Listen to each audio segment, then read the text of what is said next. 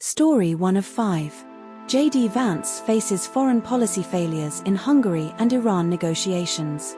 JD Vance faces foreign policy failures in Hungary and Iran negotiations. Here's what every outlet agrees on.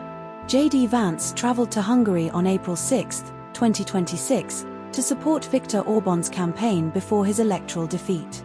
Viktor Orbán lost Hungary's election in a landslide, with Peter Magyar's Tisza party winning 138 seats in the 199-seat parliament.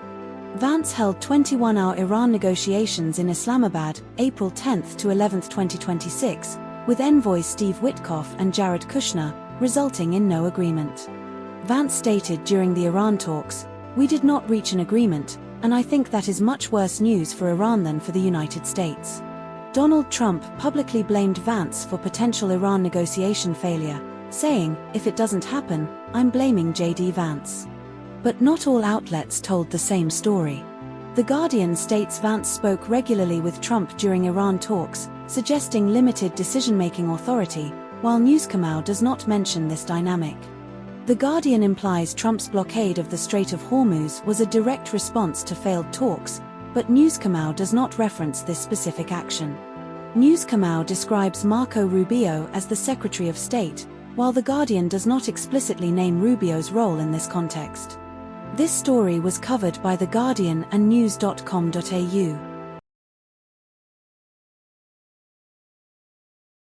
Story 2 of 5.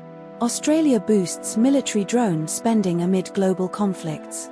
Australia boosts military drone spending amid global conflicts. Here's what every outlet agrees on. Australia plans to spend between $12 billion and $15 billion on uncrewed and autonomous defense capabilities over the next decade, including $2 billion to $5 billion in new or redirected funding. Defense Minister Richard Marles will release the 2026 National Defense Strategy and Integrated Investment Programme on Thursday, April 14, 2026. The Ghost Bat, stealth fighter drone, and Ghost Shark, stealth submarine, are key Australian-designed autonomous systems, with the Ghost Bat already tested and attracting foreign interest, e.g., Germany. The conflicts in Ukraine and the Middle East are cited as driving the shift toward drone and autonomous systems, highlighting their asymmetric advantages over traditional platforms. Air systems will receive the bulk of new funding, $8.1 billion, followed by maritime, $4.5 billion, and land systems, $2.4 billion. But not all outlets told the same story. The Guardian states Australia plans to spend between $2 billion and $5 billion more on drones, while ABC specifies at least $2 billion in new or redirected funds without an upper range.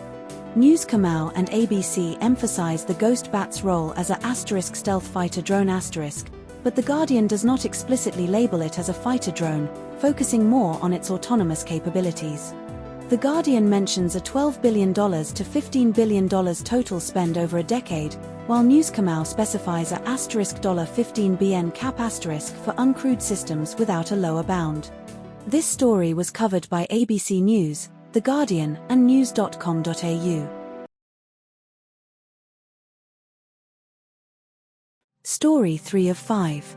Eric Swalwell resigns from Congress and drops CA governor race amid sexual assault allegations.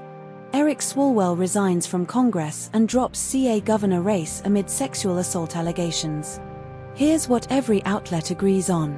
Eric Swalwell suspended his California governor campaign on April 13, 2026, amid sexual assault and misconduct allegations. A former Swalwell staffer alleged he sexually assaulted her twice while she was too intoxicated to consent, as reported by the San Francisco Chronicle, April 11, 2026, and CNN. 3 other women accused Swalwell of sending unsolicited nude photographs or explicit messages, per CNN and The Guardian. Swalwell denied all allegations, calling them false and suggesting they were a coordinated effort to derail his campaign. Swalwell resigned from the U.S. House of Representatives on April 13, 2026, following bipartisan calls for his expulsion. But not all outlets told the same story. The Guardian states Swalwell sent cease and desist letters to all accusers, while ABC does not mention this detail. The Guardian reports Swalwell's attorney threatened to sue one accuser, but ABC does not confirm this. The Guardian includes a quote from Swalwell calling the allegations false and suggesting they were a concerted effort to derail his campaign, while ABC focuses more on his resignation statement. This story was covered by ABC News and The Guardian. Story 4 of 5. Liberal Party proposes stricter migration policies targeting Gaza refugees and values-based screening. Liberal Party proposes stricter migration policies targeting Gaza refugees and values-based screening. Here's what every outlet agrees on. Angus Taylor will deliver a major policy speech at the Menzies Research Centre on April 13, 2026, outlining plans to shut the door on unauthorised migration and introduce stricter immigration rules. Taylor plans to introduce a safe country list to fast-track rejection of asylum claims from certain regions, though the specific countries have not been named. Around 1,500 Palestinians from Gaza have arrived in Australia since the October 7, 2023, Hamas attacks, with over 2,500 to 3,000 visitor visas granted to Palestinians during the same period. Taylor proposes making compliance with an Australian values statement a binding visa condition, allowing visa cancellations for non-compliance. Taylor argues that migrants from liberal democracies are more likely to subscribe to Australian values compared to those from regions ruled by fundamentalists, extremists, and dictators. But not all outlets told the same story. The Age states Taylor's speech will argue that declining immigration standards have seen our door opened to too many migrants of transactional intent, while Newscomer frames the issue as a broader concern about unauthorized migration without explicitly using the term transactional intent. Newscomer reports that around 1,500 Palestinians from Gaza have arrived in Australia since October 7, 2023, while The Age mentions approximately 1,300 Gazans arrived after the same event, creating a discrepancy in the exact number. The Age notes that Taylor's policy echoes elements of Susan Lay's plan but dramatically escalates the opposition's rhetoric, while Newscomer does not emphasize this escalation as strongly. This story was covered by news.com.au and The Age. Story 5 of 5. World Aquatics lifts restrictions on Russian Belarusian athletes, sparking controversy. World Aquatics lifts restrictions on Russian Belarusian athletes, sparking controversy. Here's what every outlet agrees on. World Aquatics announced on April 13, 2026, that Russian and Belarusian athletes can compete under their national flag and anthem without restrictions, reversing the neutral status imposed since 2022. The decision applies to swimming, diving, and water polo events under World Aquatics jurisdiction, including World Championships.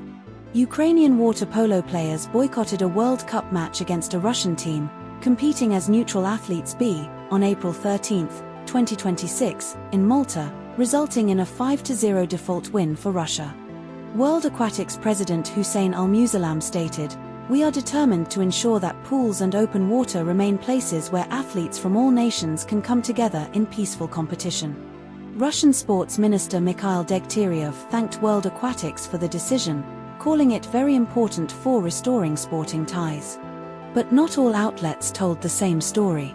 The Guardian implies the boycott was a direct protest against World Aquatics' flag policy, while the ABC clarifies it was primarily a protest against the Russian team's participation under neutral athletes B rather than the new flag rule. The Guardian mentions the boycott occurred on April 13, 2026, the same day as the World Aquatics announcement, but does not explicitly state the neutral athletes B label, which the ABC highlights as the key grievance. This story was covered by ABC News and The Guardian.